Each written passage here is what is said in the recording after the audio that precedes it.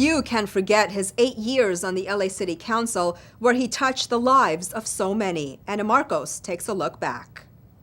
From his first day as council member for the 11th District in 2005, I do solemnly swear, to his last day on the job in 2013 when he struggled to walk, Bill Rosendahl was known for one phrase above all others. Great, great, great, great, great, great, great.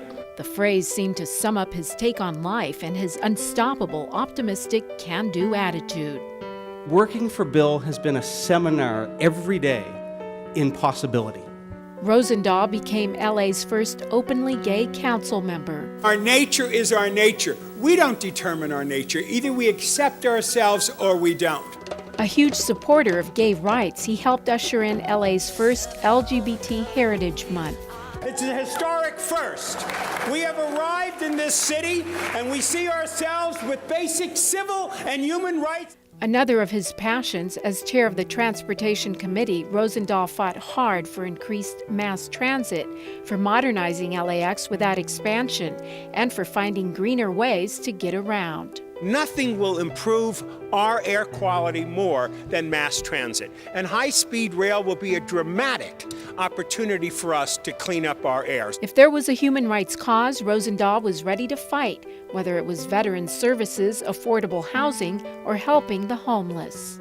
You were the champion for our veterans, for our working people, for the LGBT community, for women, for the poor, for the homeless.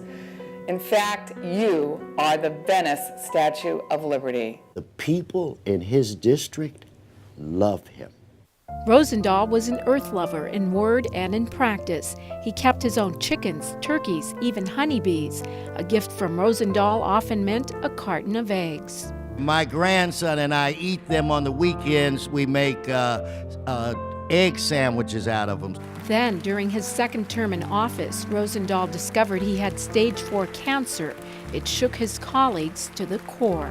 On Yom Kippur, and I'm not the most spiritual person in the world, I spent the day visiting one synagogue after another and saying a prayer for you. When my sister grew ill and died, I could not have had a better and stronger person at my side than Bill Rosendahl, who gave me the room to be with my family and with my sister. Thank you. Rosendahl chose to retire and focus on his health. Even then, he went out fighting for what he believed in. Nobody is magic. We are together magic.